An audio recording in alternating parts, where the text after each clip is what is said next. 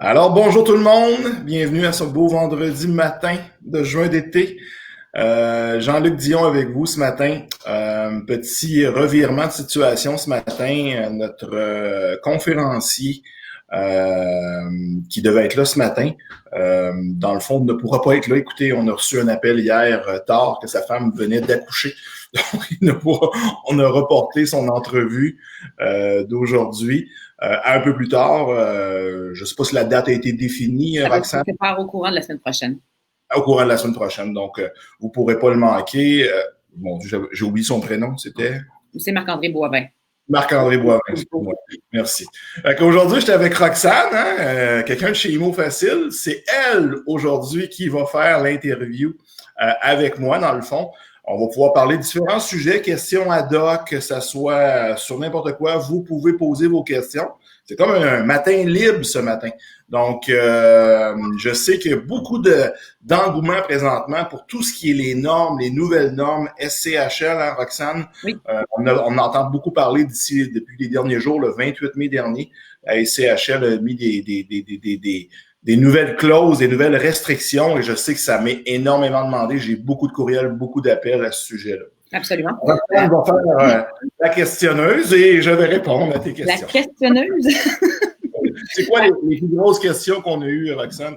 En fait, à la base, juste pour que tout le monde soit sur le même terrain, est-ce que tu peux nous expliquer un peu plus en détail quelles sont les nouvelles normes de la SCHL? Qu'est-ce qui est vraiment différent de ce qui était avant que ça passe le 28 mai dernier? Bon, dans le fond, ce qui est changé, je te dirais, effectivement, le 28 mai, la journée clé où est-ce que tout est changé. On n'a pas eu un avertissement d'avance comme la SCHL a l'habitude de faire.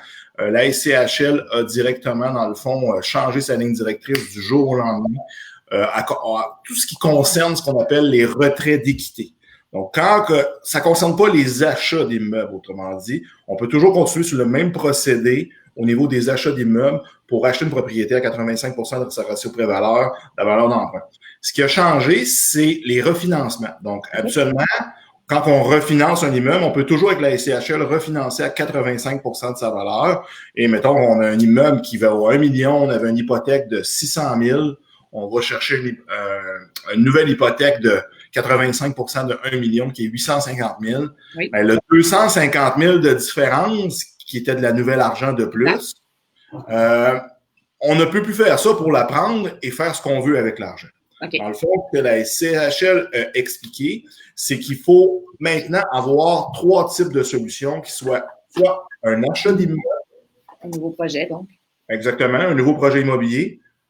Investir dans des rénovations, dans ton immeuble ou dans ton parc immobilier, tout immeuble de 2 logements et plus, ou un rachat d'actionnaires. Donc, c'est les 3 seules façons qu'on peut faire où est-ce qu'on va pouvoir se servir de l'argent. Autrement dit, la SCHL ne veut pas que ce fameux 250 000 là que j'avais dans mon exemple, tu te le prennes, tu t'achètes un bateau, tu t'achètes peut-être un chalet. Tu sais, dans le fond, ils veulent que c'est par rapport à leur mission essentielle que l'argent soit réinjecté dans l'immobilier. Parce que la SCHL, leur rôle, c'est ça, c'est de promouvoir un toit pour tout le monde. Donc, s'il y a des solutions canadiennes, c'est pour que l'argent reste dans les parcs immobiliers. Parfait. Puis, selon toi, à ton avis, ces nouvelles normes-là, ça va impacter de quelle façon les investisseurs immobiliers? Ça l'impacte pour les investisseurs qui sont en croissance, je te dirais que c'est pas nécessairement un gros impact parce que on refinançait pour acheter d'autres immeubles. Donc, ceux qui veulent faire ça. Le problème qu'on a avec les investisseurs immobiliers, c'est qu'on n'a pas toujours un deal là sur la main. Ça, c'est le problème qu'on a. Et on pensait jusqu'à peut-être dès le début de la première journée qu'on aurait besoin de soumettre notre dossier de refinancement à la SCHL avec une offre d'achat. Okay. La SCHL s'est positionnée là-dessus. On a dit non, pas besoin d'avoir d'offre d'achat. L'intention est là, mais qu'est-ce qui va arriver avec les fonds excédentaires, par contre? Ça, c'est plus les prêteurs, justement, que présentement là, sont en train de regarder qu'est-ce qu'ils vont faire avec les frais supplémentaires. Pour l'investisseur immobilier, c'est un petit peu plus complexe. Dans le fond, le gros enjeu pour les investisseurs immobiliers, là, présentement, là, c'est ceux qui investissaient avec des partenaires passifs. Oui. Où est-ce qu'on voulait, dans le fond, les partenaires passifs amenaient la mise de fonds et on optimisait, on montait la valeur de la propriété et on refinançait par la suite pour rembourser la mise de fonds à ces investisseurs. Les investisseurs passifs.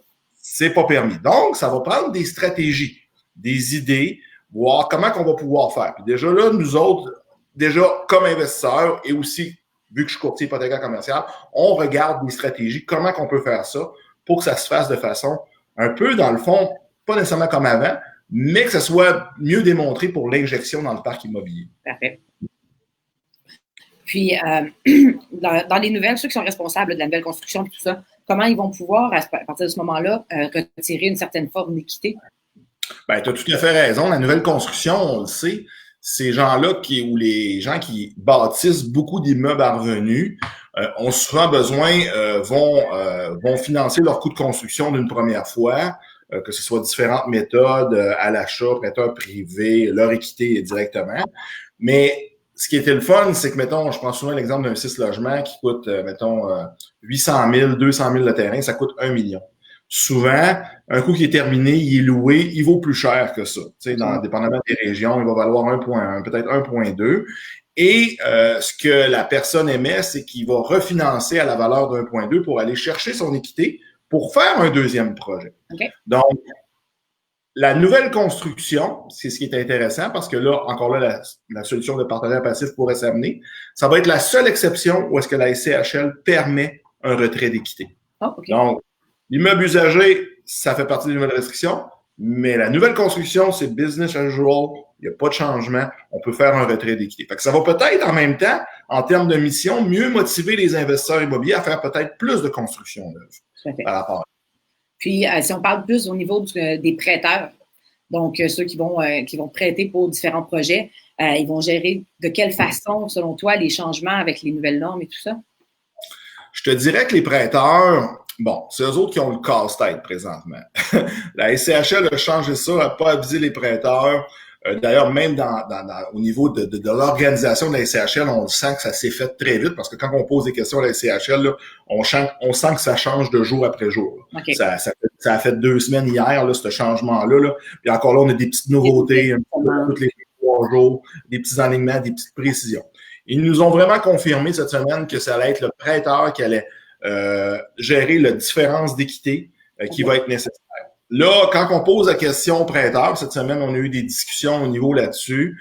Mon directeur avait déjà des bonnes avancées. On avait, dans le fond, écoute, Banque nationale, ils ne savent pas encore exactement ce qu'ils vont faire, comment on va-tu le gérer, on va mettre ça dans un compte. La Banque Laurentienne songe à mettre ça dans ton équité dans un CPG en attendant que tu achètes ton immeuble. Les prêteurs virtuels, où est-ce qu'eux autres, on ne peut pas séparer un prêt. Présentement. Donc, eux autres aussi sont en train d'étudier certaines façons comment ils vont pouvoir faire ça. Mais ce qui va être un peu particulier, c'est que le prêt risque d'être autorisé, peu importe le prêteur.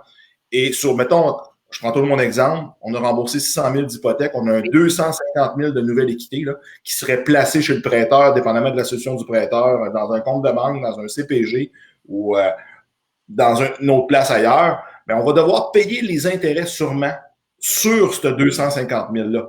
Fait que ça, c'est une nouvelle réalité aussi qui est assez importante. Fait que c'est pas encore super clair, c'est pour ça qu'on risque de faire des mises à jour un petit peu plus régulièrement sur qu'est-ce qui arrive sur les nouvelles règles SCHL par rapport aux prêteurs là-dedans. Mais c'est une boulette de choses présentement qui ont de ce que j'en comprends, c'est qu'il n'y a pas de règles uniformisées, tout dépendant de l'institution en question. Donc, tu me parlais, de la Banque Laurentienne qui songe à faire une procédure X et Banque nationale du Canada qui s'enligne vers un autre type de procédure. Donc, ça ne sera pas... Parce que tu sais, si ça va en venir à avoir comme un barème qui va être identique ou semblable pour toutes les institutions, parce qu'à ce moment-là, j'imagine que pour la personne qui s'en va vers une institution ou une autre, il va y avoir du questionnement à se faire. Si les 2 institutions ou les 3 institutions ne fonctionnent pas nécessairement de la même façon, ça va être... Tu as tout à fait raison. Encore plus, voilà la raison. Autrement dit, quand on magasine une banque, on magasine un taux, on magasine des frais de dossier, on magasine une façon de faire. Mais là, c'est une nouvelle réalité que vous va falloir aussi magasiner. Quelle banque m'offre la meilleure gestion de mon équité refinancée? Qu'est-ce qui va m'en donner le plus pour mon argent? Lequel va avoir le moins peut-être de contraintes à ce que j'utilise cet argent-là? Donc, c'est toute une nouvelle nouveauté. D'où la raison de plus, encore plus, d'utiliser encore un service d'un courtier hypothécaire commercial pour être capable de voir vraiment comment on va travailler avec ça. Fait que ça, là, c'est vraiment, vraiment une nouvelle réalité. Je suis présentement, comme investisseur, en train de regarder cette stratégie-là pour refinancer mon parc. Juste avant cette nouvelle-là, je voulais refinancer mon parc pour voir comment ça se fait. Et j'avais fait un immeuble qu'on avait mis à jour. Et écoute, l'attestation est sortie la journée avant que les règles changent. J'ai été correct pour celui-là, mais il me reste le 3/4 encore à regarder parce que là, les taux sont excessivement bas. Les taux, là, présentement, de la SCHL, là, dépendamment du montant que vous empruntez, et c'est qu'est-ce qui explique aussi cette nouvelle restriction-là, c'est que les taux sont entre 1,5 et 1,95 % présentement. C'est excessivement bas. Alors que les taux dans le conventionnel, dans le commercial, sont au-dessus de 3 %. Donc, c'est ce qui est arrivé aussi avec le COVID, c'est que la SCHL a été victime un peu de son succès, étant donné qu'elle offre des prêts garantis pour les prêteurs. Et ça fait que les gens ont dit, écoute, je paye présentement un taux de 3, ça vaut peut-être la peine que je refinance à 1,6. Puis à ce moment-là, je vais pouvoir, je verrai plus tard ce que je fais avec mon argent, mais au moins, je vais sauver de l'argent dans mes paiements. Fait que là, présentement, là, on sent déjà un plus gros volume de dossiers à la SCHL. Il avait repris le dessus. On commence à voir que c'est un peu plus long, les délais, là, pour le dossier. Parfait. Si jamais il y a des gens aussi qui nous écoutent, qui ont des questions par rapport à la CHL, les nouvelles normes et tout ça, gênez-vous pas, vous pouvez l'écrire dans le chat. Puis, on va y revenir. Moi, j'ai des questions des internautes, des gens qui ont posé des questions, que ce soit sur Imo Facile ou sur les divers groupes immopreneurs et tout ça. Et donc, on fait un genre de petit Q&A. Je suis la voix qui transmettra ces questions à Jean-Luc. Et voilà. Donc, en fait, j'ai une personne ici, je n'ai pas les noms des gens par contre. Il y a quelqu'un qui voudrait bâtir son crédit. C'est une personne qui a fait auparavant une proposition consommateur et il aimerait savoir comment rétablir son crédit rapidement pour ce qu'il veut, pour son projet d'acquisition d'une nouvelle maison. Mais bon, on s'entend qu'avec une proposition du consommateur, ça impacte le crédit naturellement. Et donc, est-ce qu'il y a des stratégies, des façons auxquelles on peut penser? Quelqu'un comme toi qui est dans l'immobilier, qui pourrait proposer à un client qui viendrait te voir comme ça pour dire, écoute, j'ai besoin de remonter mon crédit rapidement parce que mon projet de maison, je ne le veux pas dans 2 ans, 3 ans, 5 ans, je veux maintenant. OK. Ben, il y a plein de solutions qui existent pour ça au niveau d'être capable d'acheter sa propriété. Souvent, les gens se bloquent. Ah, moi, j'ai un mauvais crédit. Effectivement, les personnes peuvent avoir eu une histoire X, Y, Z pour n'importe quelle raison qu'il s'est passé de quoi au niveau de leur bureau de crédit et c'est pas suffisant pour répondre aux normes des banques. Donc, oui, il existe des solutions pour ça. La première solution, souvent, c'est que si tu veux vraiment redresser ton crédit, premièrement, c'est de faire une analyse de ce bureau de crédit-là. Premièrement, c'est justifier les erreurs que tu vois. Autrement dit, oui, j'ai mal payé mes affaires, tout ça. Si c'est ça, ben, gars, il y a des façons de restructurer pour remonter ton bureau de crédit. Okay. Il y a des firmes comme le BUCC qui sont des gens qui vont pouvoir t'aider à ce niveau-là. Le BUCC, tapez ça sur Google. Ils vont pouvoir t'aider à analyser ton crédit. Il y a des frais, bien sûr, pour ça. Puis te donner des stratégies ou des trucs pour le remonter. Je sais que dans l'entourage, là, des fois, vous pouvez checker sur Google, là, j'ai des noms que je connais rapidement. Là, Carole Goyette, qui fait de l'optimisation de crédit, ou Philippe Deveau, qui font de l'optimisation de crédit pour vous aider. Okay. Donc, c'est trois personnes. L'autre chose que tu peux faire aussi, c'est que tu dis, bon, OK, j'avais tout de suite ma maison, j'avais là, je vais pas le temps attendre 3 mois pour le faire.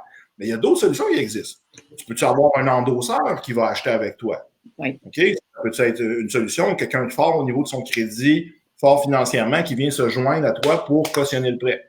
Deuxième affaire que les gens ne pensent pas souvent, c'est la location avec option d'achat. Absolument. Donc, tu peux devenir propriétaire progressivement de ta maison en ayant ta maison. C'est un investisseur qui achète ta maison, qui est qualifié pour le faire. Tu lui loues pendant ce temps-là et tu rachètes. Ben, dans le fond, c'est déjà prévu au départ d'une location achat que tu vas racheter la maison dans un cycle de 1 à 3 ans, dépendamment de ce que tu as besoin.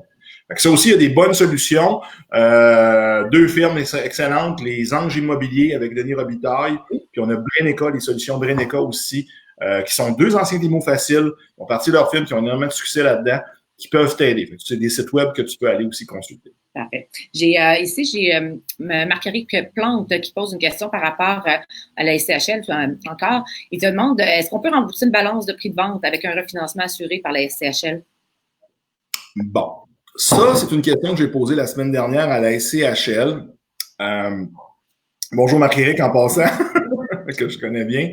Fait que, théoriquement, tout ce qui est absolument de balance de vente, la personne va enregistrer une hypothèque sur l'immeuble.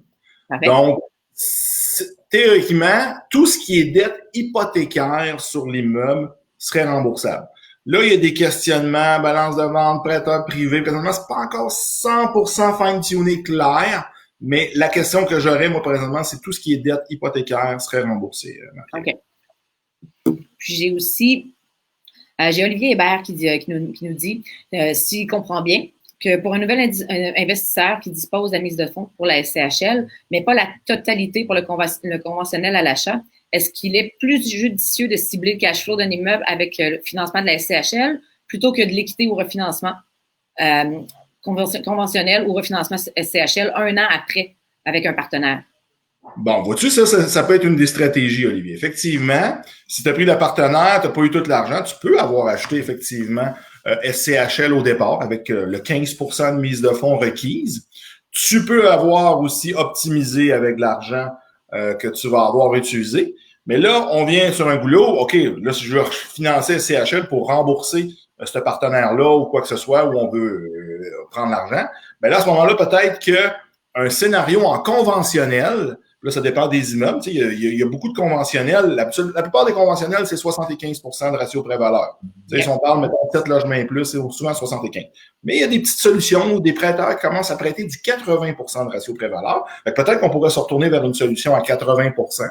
Oui, le taux serait un petit peu plus haut, mais tu aurais une occasion peut-être de travailler avec ton équité. Parfait. Et finalement, on a M. Marc Boulin. Bon matin. Il dit, bon matin, vous deux. Si mon acquisition est financée à 100%, sans aucun capital avec l'ADA, effet levier maximum, marge de crédit et autres pour MDF, comment on calcule la rentabilité en pourcentage? Fait que, tu sais ce que ça veut dire, Roxane, l'ADA? L'ADA, non, mais MDF, oui. Attends un peu. Aucun capital avec l'ADA. Ouais, c'est un acronyme en immobilier qu'on utilise. On dit c'est l'argent des autres. Parce qu'en immobilier, parce qu'il y a beaucoup de gens qui ne doivent pas savoir c'est quoi, l'ADA peut-être qui nous écoutent ce matin. Avec l'ADA, on appelle ça l'argent des autres. En immobilier, souvent, les investisseurs à succès vont se servir autant que possible de l'argent des autres. L'argent des banques, l'argent des mises de fonds peut-être avec des partenaires, ou des balances de vente. Donc, ils vont combiner pour être capables de grimper le part. Fait que là, dans sa question, il nous pose, dans le fond, fait que si, mettons, dans cet exemple-là, j'imagine qu'il y aurait des partenaires passifs là, qui auraient amené la mise de fonds, puis il aurait financé le reste avec une banque. Là, c'est un exemple que je donne. Marc, si jamais tu veux un autre exemple, tu me le diras. Comment calculer la rentabilité? Ben, tu sais, toi, là, premièrement, si tu n'as pas mis d'argent, ton rendement est infini. Exactement. Tu n'as pas mis d'argent, fait que tu fais de l'argent sur zéro. La formule, c'est simple. C'est l'argent que tu fais sur l'argent que tu as mis, c'est ça ton rendement, ton ROI, ton retour sur l'investissement. Fait que si tu n'as rien mis, ben, c'est comme un chiffre infiniment petit, fait que c'est comme l'infini. Bon, ça, c'est réglé pour toi. Pour les autres, ça dépend de la proportion qu'ils ont mis. Fait que c'est toujours par rapport à l'argent qu'eux autres ont mis. Fait que s'ils ont mis 100 000, 200 000, c'est là-dessus que tu vas calculer ton rendement au niveau de ton argent, que eux autres, il va être pour eux autres. Fait que toi, ton rendement il est infini, mais peut-être que eux autres, leur rendement, ça va être 15, 18, 19, 20% que ça va leur donner de rendement. Quand tu additionnes les 3 rendements possibles en immobilier, le cash flow, la capitalisation, dans le fond, le paiement du capital de l'hypothèque et la plus-value, donc la valeur qui monte à toutes les années de façon naturelle ou forcée, dépendamment de ce qu'on va travailler comme optimisation. Excellent. Donc, j'ai d'autres questions aussi qui sont entrées par la porte là-bas. C'est Justine qui vient me porter. J'ai Sophie qui m'a demandé la question suivante. Concernant l'achat d'un quintuplex au gaz naturel. Si la personne décide de convertir à l'électricité, mais les logements sont actuellement tous occupés, est-ce qu'il y a une façon de faire pour refiler la facture de chauffage aux locataires? Bon, ça, c'est ce qu'on appelle une conversion d'énergie. Donc, le but, quand on fait ça, c'est d'être en mesure d'amener, premièrement, c'est légal. Vous avez le droit de convertir l'énergie au locataire. Le problème, c'est de comment l'amener au locataire. Parce que le locataire, théoriquement, s'il paye déjà un loyer, mettons que je sais pas, je donne un montant comme ça, il paye son 3,5, 600 pièces par mois. Puis tu y amènes une facture maintenant à payer d'énergie de 50 pièces par mois. Tu peux pas arriver et dire, ben écoute, à cette heure, tu continues à payer 600 pièces par mois, plus la facture, ça te coûte 650, ça fait que tu viens donner 50 pièces d'augmentation par mois. Donc, Une négociation de conversion d'énergie, ça s'amène à peu près comme la même façon qu'on va amener une augmentation de loyer quand que le loyer n'est pas au marché. Donc, ça s'amène une négociation pour améliorer les conditions de l'immeuble. Parce que moi-même, comme je serais locataire, je ne voudrais pas penser que mon propriétaire m'augmente de 50$, c'est normal. Par contre, es-tu prêt à faire quelque chose pour améliorer mon service, mon séjour ici? Ça peut être par des rénovations.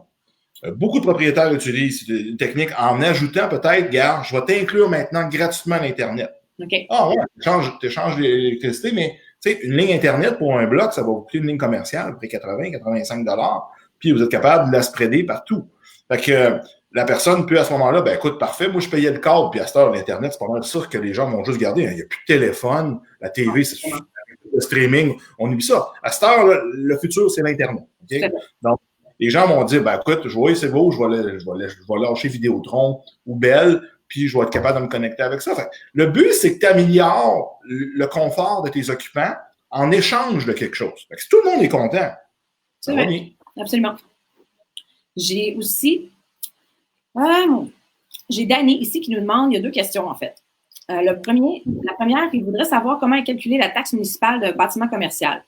Il se base sur sa situation personnelle en disant qu'il a acheté un foyer de personnes âgées. Il est en train de le transformer en maison de chambre. Pour l'instant, il n'y a aucun revenu dans son projet. Et quelqu'un lui aurait dit que la taxe municipale était calculée en fonction des revenus. Est-ce que tu te connais à ce niveau-là ou est-ce que tu aurais une référence peut-être à proposer à Dany si ce n'est pas le cas? C'est une bonne question. Dans le fond, je pense pas que la taxe municipale est basée sur les revenus. C'est que les revenus sont basés sur la valeur d'un immeuble. On sait dans des immeubles à revenus, que ce soit des immeubles à revenus ordinaires ou des immeubles à revenus même résidence ou quoi que ce soit, plus il va y avoir de revenus, plus l'immeuble vaut cher. Donc, c'est plus basé là-dessus. Fait que ça, il y a 2 choses qu'il peut faire. Il peut appeler à la ville, voir c'est quoi le taux de taxation par tranche de 100 000 pour ce type d'immeuble-là. Fait que ça, ils vont pouvoir leur dire. Ou on dit toujours dans chaque équipe immobilière, ça prend un bon évaluateur agréé. Fait que dans votre équipe, ça vous prend un évaluateur agréé. Lui, il y a déjà des barèmes, des chartes dans votre région de dire, ben, gars, il est capable d'estimer c'est quoi une taxe municipale que ça va coûter. Mettons, on bâtirait, toi puis moi, une résidence de personnes âgées. On ne sait pas c'est quoi les taxes, ça. Les autres sont capables d'approximer ou d'estimer ça en fonction du type de bâtiment. Fait que soit un, soit l'autre. Ils appellent à la ville aux taxes ou qui se servent de son évaluateur agréé dans son équipe pour faire ça. Parfait. Ensuite, j'ai monsieur... Non, j'ai Josiane, excusez-moi. Monsieur Josiane, ça ne fonctionne pas du tout. Madame Josiane. Elle dit, elle pense commencer par un triplex, donc acquérir un triplex en étant propriétaire occupant. Et elle parle de Ghislain qui dit que normalement, on peut s'attendre à un revenu d'environ 50 à 75 $ par porte, par mois, si je ne m'abuse, je crois bien que c'est ça. Et Josiane demande comment est-ce qu'elle doit le calculer si elle habite dans l'un d'entre eux. On lui a dit que les revenus de triplex, 2 ou 3 logements, lui permettraient de payer l'hypothèque plus son logement, plus faire un revenu supplémentaire. Mais c'est sûr qu'on n'a pas de données par rapport à triplex? Oui. Mon Dieu, non, je serais bien surpris. Ça dépend, il est où. Il y a des triplex qui sont peut-être bien pas chers, mais les loyers sont pas chers. Mais habituellement, duplex, triplex, peut-être quadruplex, va être très limitatif. Vous ne pourrez pas faire de revenus supplémentaires. Vous pouvez peut-être avoir un appartement qui vous coûte rien ou presque rien, mais de ce que j'ai d'expérience puis les analyses nombreuses que j'ai faites, il est très rare qu'on est capable de tirer un revenu. Sauf que, en même temps, c'est quand même bon d'avoir un duplex, triplex, quadruplex par rapport à une maison parce que tu as des revenus qui viennent t'aider à payer tes dépenses. Exactement. Tu sais, souvent, ça peut te coûter beaucoup moins cher qu'une maison d'avoir un duplex, triplex, quadruplex. Parce que c'est pas mal cette famille-là, en passant, que je dis. À partir de 5 logements et plus, c'est une autre histoire. Okay? Fait que 5 logements et plus, tu veux occuper l'immeuble d'un 5 logements et plus, il y a des fortes chances que ton immeuble, ça ne te coûte absolument rien et que peut-être même tu fasses un revenu. Et ensuite, on a Jasmin Richer qui vient de se joindre à nous. Bonjour, Jasmin. Il nous dit qu'il est à 80% hypothéqué sur 2 immeubles. Est-ce qu'il y aurait un moyen d'aller chercher quand même de l'argent sur ces 2 immeubles, selon toi? S'il est à 80% de la valeur, il n'y a malheureusement pas de prêteur qui va être en mesure de vouloir que ce soit. Il y a 3 types de prêteurs. Il y a les prêteurs conventionnels, RBC, Desjardins, puis tout ça. Il y a les prêteurs virtuels, Manuvie, First Nat, MCAP, People Trust, MMREX. Écoute, il y en a plein, OK? Puis il y a les prêteurs privés, qui sont les prêteurs qui vont prêter. Fait que aussi avec leur argent avec des taux plus élevés. Et puis, il n'y a pas un prêteur qui va aller habituellement au-dessus de la limite de 80%, que ce soit aller chercher ce qu'on appelle une collatérale, donc une hypothèque supplémentaire par-dessus l'hypothèque qui est actuellement. Il n'y a pas moyen. Il faudrait vraiment que tu montes la valeur de tes propriétés. Là, je ne sais pas ici dans ces 2 cas, c'est quoi. La seule façon, puis je le dis souvent, parce que ça, c'est une stratégie des fois, ça dépend des types d'immeubles, c'est où est-ce que tu veux aller, c'est de les vendre. C'est quand tu sais, mettons, tes plafonnés sont moyennement rentables, tu as des petits revenus. C'est une affaire que j'ai faite cette année. J'ai commencé à vendre mes maisons locatives parce que je voulais aller chercher ce fameux 20%-là pour le réinjecter. Donc, à un moment donné, quand c'est plus assez rentable ou la ligne est très mince, c'est de les vendre pour passer à un autre projet. C'est une bonne idée. On a Isabelle Mainville ici, qui nous dit hier, on parlait avec Maître Jean-Luc Audet. Oui, Jean-Luc. Non, c'est moi. Luc Audet. Jean au travail. Donc, Ghislain s'entretenait avec Maître Luc Audet hier. Et on a Isabelle Mainville ici qui dit, parce qu'on a parlé beaucoup de prête-noms hier entre Maître Audet et Ghislain. Donc, elle se demande si, par exemple, elle voulait acquérir un chalet locatif sans que ça apparaisse dans son dossier. Est-ce qu'elle peut utiliser la location achat, par exemple, comme les anges de l'immobilier, et ça pourrait être utilisé comme étant un prête-nom? Elle peut, non, la prête-nom est une notion que la personne n'est pas au sens légal propriétaire de la propriété, mais par des documents en arrière, elle l'est. Pour différentes raisons que Luc a dû peut-être expliquer avec Ghislain. Oui, absolument. Ça se fait là. Ici, je ne sais pas pourquoi, dans le fond, tu veux pas apparaître sur le chalet. Là, la question ne le précise pas. Mais oui, tu pourrais acquérir un chalet locatif par location-achat. D'ailleurs, c'est une façon créative de financer ses achats. Patrick Poulin, qui est un de nos coachs dans le chalet locatif, utilise cette technique-là. Quand il n'y a plus d'argent, parfait. Il voit que le propriétaire, regarde, veux-tu me faire une location avec option d'achat? Je vais te payer un loyer mensuel qui paye ton hypothèque, tes taxes, puis tout ça.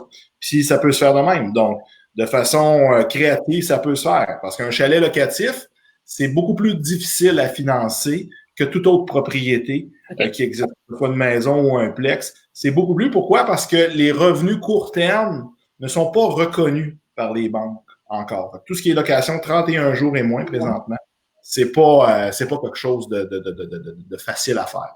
Parfait. On a Serge Tousignan aussi. Bonjour Serge, qui nous dit, qui nous demande en fait, si on veut faire des vérifications sur un locataire potentiel, quelles seraient les étapes qu'on peut faire soi-même avant de demander une enquête avec Proprio Enquête ou l'OAC, par exemple? La Corp. Bon. Un truc bien simple, là, Google. Okay, fait que c'est sûr, Google, déjà là, va être un esprit. Les réseaux sociaux, déjà, peuvent vous en donner beaucoup si vous connaissez le visage de la personne. C'est souvent une idée. Un autre outil qui existe est Sokige, S-O-Q-U-I-J. Sokige qui vous permet aussi d'aller voir tout ce qui est plumitif dans le fond. C'est gratuit. Il faut avoir le nom du locataire, bien entendu, et vous tapez son nom là-dessus, puis ça va donner tous les jugements qu'il y a eu à Régie du logement, criminel, petite créance, sur s'il y a quelque chose sur cette personne-là. Le site gratuit est quand même bien. Si on veut, parce que mettons que la personne s'appelle Michel Tremblay, ça se peut qu'il me sorte bien des jugements, puis c'est pas le bon Michel Tremblay. Fait que là, ça prend un petit peu plus d'infos, soit la date de naissance ou le numéro d'assurance sociale, mais c'est plus la date de naissance habituellement, qui fait que vous allez avoir une meilleure recherche. Mais pour ça, c'est toujours faire remplir le fameux formulaire de prélocation. En remplissant ça, c'est ce qui vous permet de faire votre enquête de crédit à ça et de le mettre comme ça.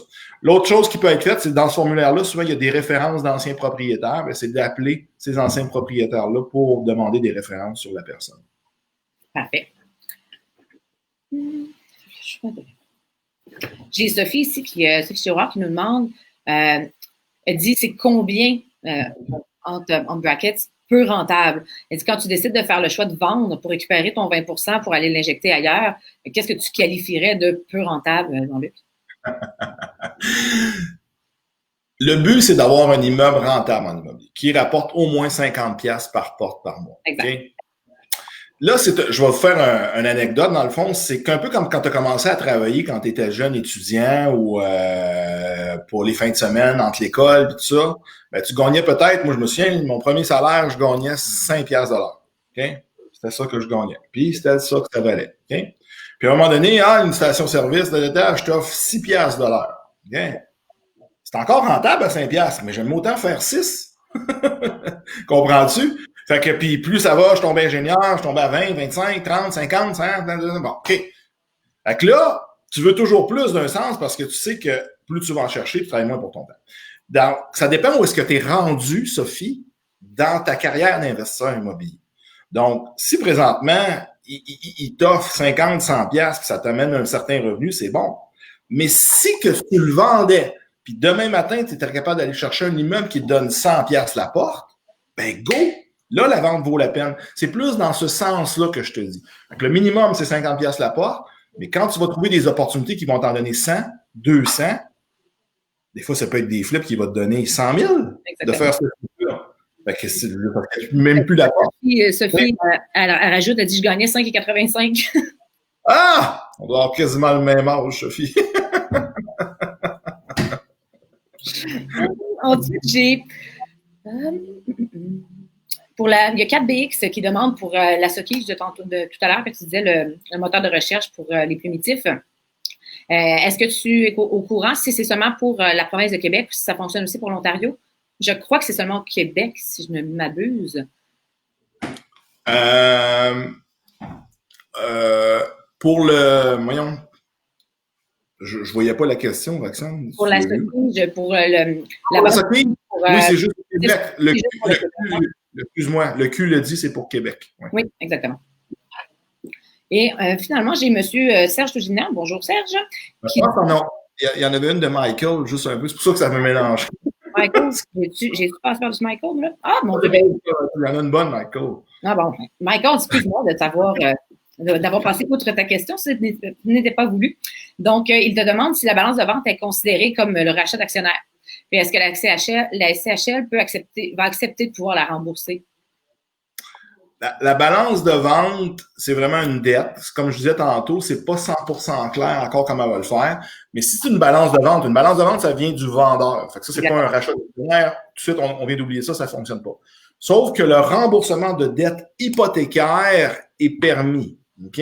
Mais ça va être analysé. Il va y avoir beaucoup de cas par cas, tu sais. Donc, tu sais, tu pourrais pas dire demain matin, OK, parfait, on va contourner la règle, investisseur passif, amène-moi 100 000, on va enregistrer un deuxième rang après la banque, puis on va se rembourser comme ça parce que c'est une dette hypothécaire. Ça ne marchera pas.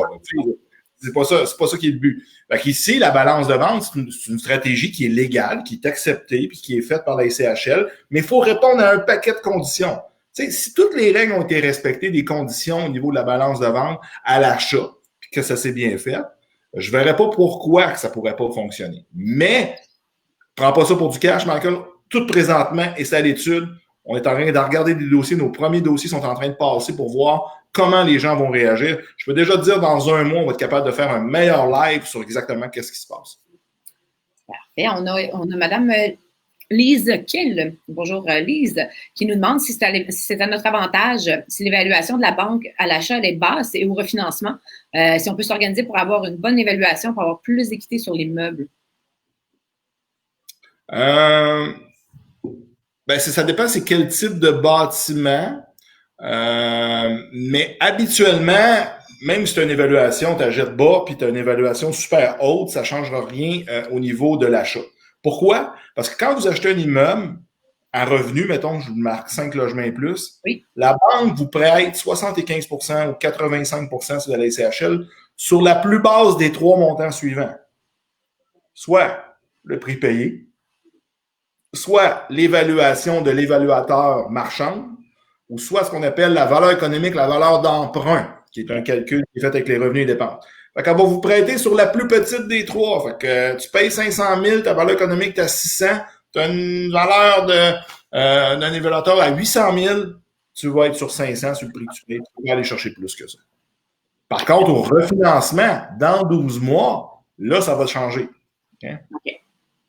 On a Olivier Hébert ici qui nous demande à l'achat avec la SCHL, est-ce que la cote de crédit doit être un minimum de 680 ou c'est seulement pour le refinancement? Bon, ça, c'est une très, très belle. Ça, la SCHL a fait aussi des nouveaux changements la semaine dernière. Et ce qui est arrivé, c'est que dans le fond, encore là, avec le COVID, le COVID a le dos large, il y en a beaucoup qui rentrent dessus, c'est que les taux aussi sont bas, c'est que la SCHL a resserré parce qu'elle a voit son pool présentement d'hypothèques grossir à vue d'œil, puis elle veut essayer de limiter ça puis contrôler ça si jamais il y a des problèmes. Fait qu'elle a haussé ses critères d'accessibilité pour les gens d'accès à une première propriété. Fait que le programme SCHL, tantôt je vous disais, il y avait 2 familles. 5 logements et plus, c'est une famille. 1 à 4 logements qui sont faits pour les propriétaires occupants. La SCHL va embarquer. Donc, il faut acheter l'immeuble et y habiter pour être dans le 1 à 4 logements. Et c'est sur cette règle-là que la SCHL a fait. Fait que la cote minimum de 6,80, c'est pour les gens qui vont acheter une première propriété, dans le fond, pour habiter eux-mêmes. Fait que c'est pas pour les investisseurs. Les investisseurs, tout ce qui est dans 5 logements et plus, présentement, on ne nous a pas mentionné qu'il y avait des changements au niveau de la sélection des codes de crédit. Et encore cette semaine, j'avais des dossiers, code de crédit 6,40, puis mettons des partenaires 6,90. Tu sais, on a dit oui, c'est correct, le dossier devrait être assez bon. Dans le fond, c'est ça. Et ce qu'ils ont fait d'autre aussi, c'est qu'ils ont abaissé ce qu'on appelle les ratios d'endettement. Donc, ce qu'on appelle l'ABD et l'ATD. Donc, vos ratios avec vos dettes personnelles, mais avant, ils permettaient jusqu'à 44 %. Fait que maintenant, selon les ratios, c'est 32 et 35. Donc, ça l'a baissé quand même pas mal. Fait que, ils veulent des gens moins endettés qui vont acheter leur propriété. Parfait. Je pense qu'il y en avait une juste un petit peu plus haut de Serge. Je pense qu'on n'avait pas dit. Oui, je pense qu'il l'aurait écrit plus bas. OK, c'est bon. Donc, en complément pour les locataires, bon, il parlait tout à l'heure, pour faire l'enquête de préloc finalement. Est-ce qu'on devrait valider aussi que la personne travaille bien chez l'employeur qui est mentionné sur le formulaire de la préloc? C'est quelque chose que tu peux faire, Serge, qui est un travail exceptionnel, OK? Est-ce que je le fais? Non. OK, peut-être parce que je manque de temps. Mais oui, tu sais, là, je vais faire le cordonnier match-chaussée. Mais si tu peux le faire en même temps pour t'assurer de ça, ou ce que tu pourrais demander, qu'on fait aussi en courtage hypothécaire, c'est un talon de paye. Tu demandes un talon de paye récent, tu sais, 30 jours et moins, pour t'assurer qu'il est bien là, qu'il fonctionne bien. Dans le fond, qu'il travaille là. Et on a Slimarois, pardonne-moi si j'ai massacré ton prénom. Elle demande pour la mise de fonds minimum pour l'achat d'un triplex. Est-ce que c'est de 5 ou 10 %? Pour un triplex, ça va être si tu passes par un des programmes assurés, puis il y en a 3 en passant, tu as la SCHL, tu as la Genworth. En passant que la Genworth n'a pas revu ses critères comme la SCHL. Ah non? Fait que là, dans le fond, tu sais, tu dis, OK, ce qui arrive, c'est que dans le 1 à 4 logements, ils sont 3 joueurs. Dans le 5 logements et plus, il y en a un, c'est la SCHL. Fait que là, tu as Genworth dans le 4 logements et moins, tu as SCHL, puis tu as Canada Guarantee. OK. Mais Genworth, cette semaine, est mieux communiqué. Nous autres, non, on est correct. C'est la même business que d'habitude. Fait qu'il n'y a pas de critères particuliers. Et pour les 3, un triplex, habituellement, la mise de fonds pour un propriétaire occupant, donc on doit habiter l'immeuble, c'est 10 % de mise de fonds. Si la personne n'est pas propriétaire occupant, je crois que c'est le double, c'est bien 20 % je crois. Si vous n'êtes pas propriétaire occupant, premièrement, on ne peut pas accéder à ces 3 programmes-là, qui est la Genworth, la SCHL, même Canada. De 4 logements, donc de 1 à... Non, effectivement, là, tu peux pas, si tu ne l'habites pas, tu l'ajoutes comme un investisseur, mettons ton triplex, à ce moment-là, ça va être conventionnel et ça va être 20 % de mise de fonds. Ensuite,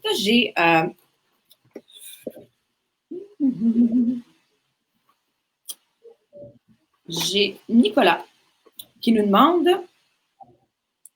je crois que la question a déjà été posée, il dit, si nous avions des maisons avant la procédure d'achat d'un futur immeuble, est-ce qu'on peut utiliser l'équité des maisons? Ça revient un peu à dire, bon, avant les nouvelles normes de la SCHL, c'est différent que maintenant. Là.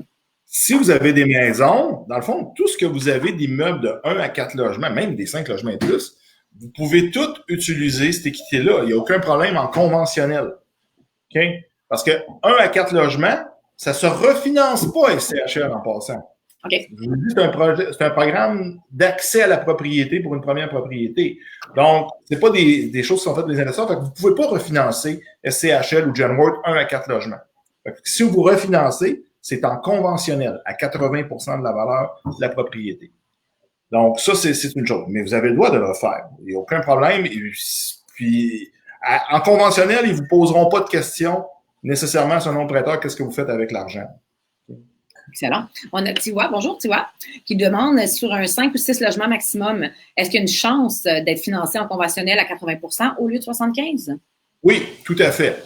Il y a des banques qui te permettent pour les 5 à 6 logements de financer à 80 ça, c'est ça qui est le fun, de la valeur marchande ou le prix payé. Tu n'as pas l'histoire de valeur économique. Okay. Fait que ça, des fois, ça te permet de mettre moins de mise de fonds quand ta valeur économique est bien basse. Tu sais, le propriétaire n'a pas monté ses loyers bien, il y a de l'optimisation à faire. Fait que juste uniquement pour ces catégories d'immeubles-là, il y a 2 prêteurs, dans le fond, Desjardins et RBC, qui peuvent te permettre de financer ça. J'ai Jaro aussi qui demande si c'est possible d'utiliser l'équité sur une voiture de luxe d'une valeur de 40 000 par exemple. Pourquoi pas? Pourquoi pas?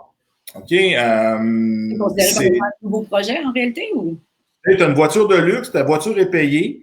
Un bien immobilier comme un bien mobilier, dans le fond, mais qu'on appelle, dans le fond, tu sais, il y a 2 systèmes pour ça. Si il y a des prêteurs qui vont être en mesure de te prêter ou de mettre une garantie sur ton véhicule, tu sais, une propriété, c'est au registre foncier qu'on va mettre une hypothèque, mais sur un bien immobilier, ben, ça va être au RDPRM qu'on peut mettre une garantie monétaire sur le véhicule en question. OK. On a M. Stéphane Grenier qui nous demande si dans les tu disais qu'il y avait comme 3 types de comme la SCHL, Greenworth et tout ça. Il demande est-ce que c'est la personne en question qui doit choisir ou c'est le courtier qui fait la vérification à savoir vers un ou l'autre qui c'est préférable d'aller? C'est ton courtier hypothécaire qui va faire ça. Si tu fais directement affaire avec les prêteurs, ça dépend le prêteur avec quel assureur qu'ils font affaire. Ils font peut-être pas tout affaire avec les 3. Mais tu vas pouvoir aussi le faire. Mais tant qu'à moi, l'idée d'utiliser un courtier hypothécaire, c'est que vous avez accès à beaucoup plus de produits. Exactement. Et dans la liste des produits que vous ne voyez pas, c'est qu'il y a les prêteurs virtuels qui en ont une multitude. OK? Beaucoup de prêteurs virtuels. Au lieu de se limiter aux 7 banques à charte plus la caisse, là, qui sont les 8 grands joueurs là, qu'on est habitué de voir, et là, vous avez accès à plus d'une dizaine, et même plus que ça, de prêteurs virtuels qui accèdent souvent des meilleurs taux pour ça. Puis, le courtier hypothécaire, ben, c'est sa job de vous orienter parmi cette panoplie de produits-là. C'est d'établir la comparaison, puis de finalement donner un topo de toutes les options possibles avec les meilleures options. Oui. On a ici, j'ai Jason qui nous demandait, il y a quelques jours, est-ce que tu considères que c'est une bonne idée, un bon investissement d'acheter un triplex qui est en construction neuve?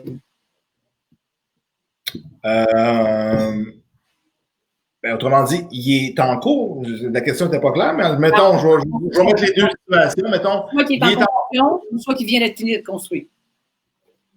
C'est ça. Mettons qu'il est en construction, ça veut dire que le constructeur actuel a eu des problèmes, j'imagine, puis c'est sûrement des fois des belles opportunités qu'on peut ramasser, un peu comme des immeubles à problème ou quoi que ce soit. Fait que oui, ça va dépendre toujours du prix à payer.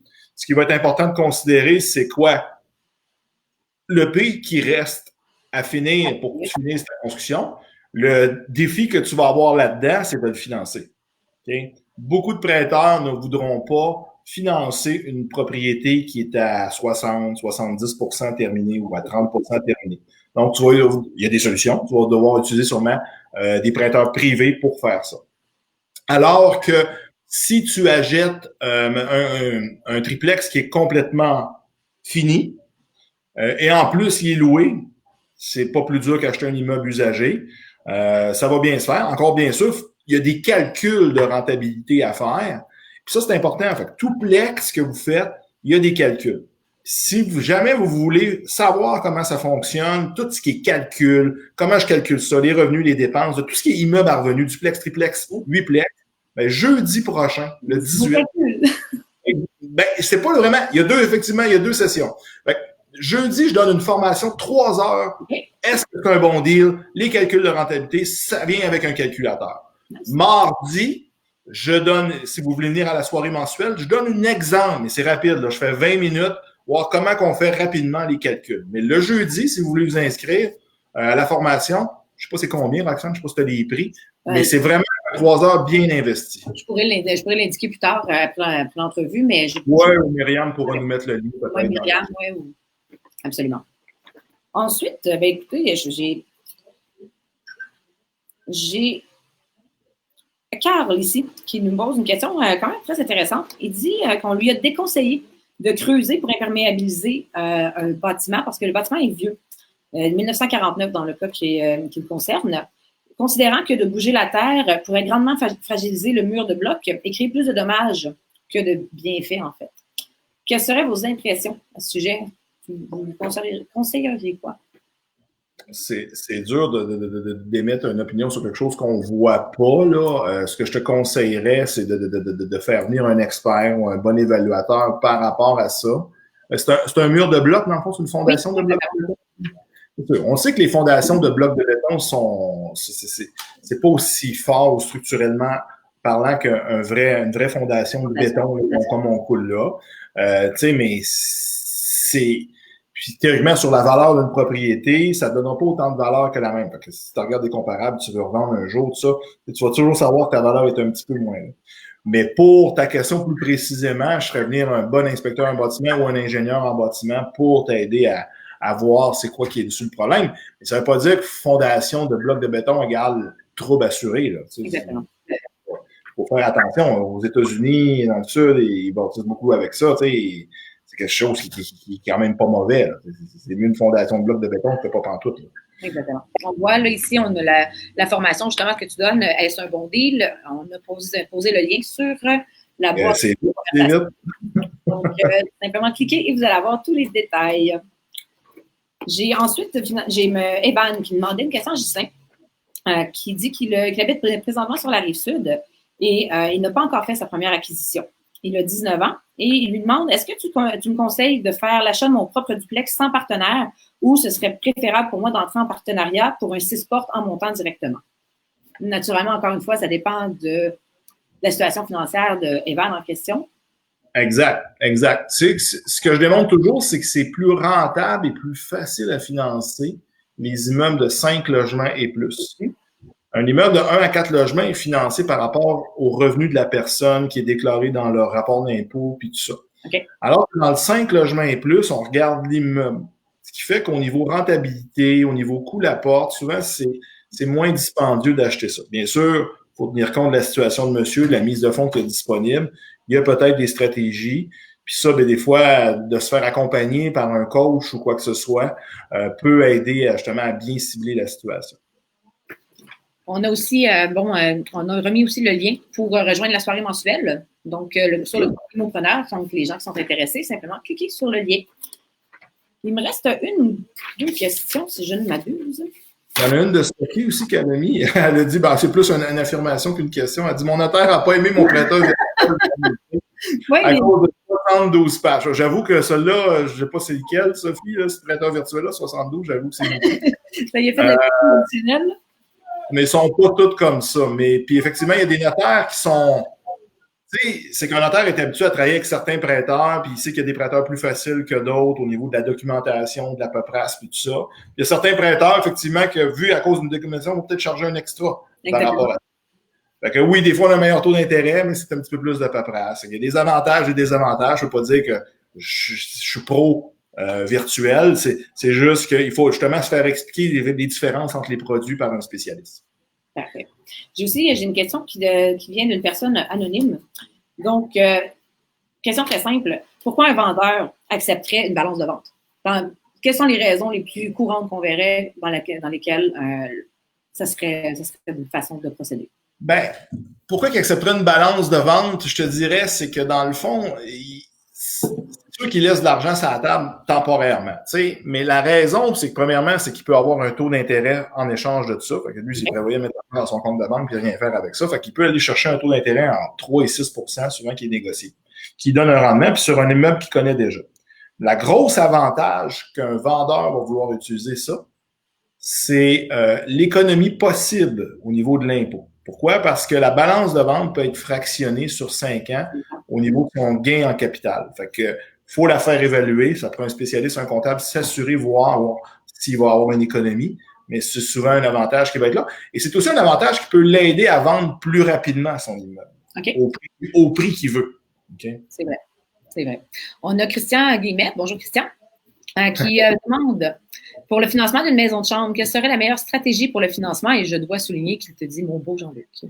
Christian, toujours ces petites anecdotes-là. Oui, Christian. Techniquement, tu pourrais m'appeler. Les maisons de chambre, c'est un petit peu plus difficile. Difficile. C'est pas la fin du monde, là, mais c'est un petit peu plus. Il y a moins de prêteurs intéressés à ça. Tu sais, déjà, tu vas t'éliminer une partie de prêteurs, mais c'est quelque chose qui est possible de faire avec la SCHL. Donc, la SCHL peut te financer à ce niveau-là à une hauteur de 85%, autant que tu aies au moins 5 chambres et plus. Hein, c'est toujours la même règle. Il faut pas que ça soit mélangé. Ah, j'ai 5 chambres, mais j'ai 2, 3,5. Non. Il faut que tout ça soit des chambres. Okay? Je te dirais que c'est la meilleure option. Taux d'intérêt plus bas, meilleur ratio pré-valeur. Si c'est dans ces conditions-là. Parfait. On a Tiwa aussi qui nous demande que si dans un partenariat, est-ce que les banques acceptent que les partenaires qui payent l'hypothèque ensemble, c'est-à-dire chacun un pourcentage donné du montant mensuel. Donc, si on parle de partenaires multiples, est-ce que c'est accepté par les banques? Ben oui, tout à fait. Tout à fait. Même c'est une raison c'est un levier de force en immobilier d'acheter en partenariat. Je ne sais pas s'il y avait d'autres choses à cette question. Je la relis aussi en même temps que je te dis ça, mais que les partenaires dans le fond, un pourcentage mensuel, tu sais, mettons, j'ai 20% du deal, l'autre 80%.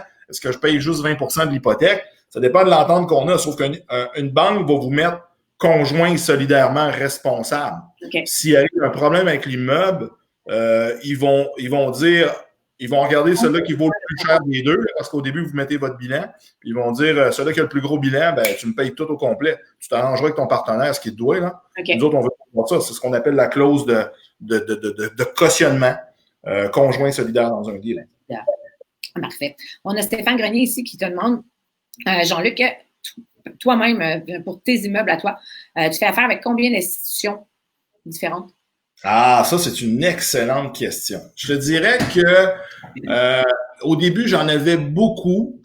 Là, j'en ai beaucoup qui se sont retournés vers beaucoup la même banque parce que à un moment donné, tu viens que tu as un certain pouvoir de gros avec une banque.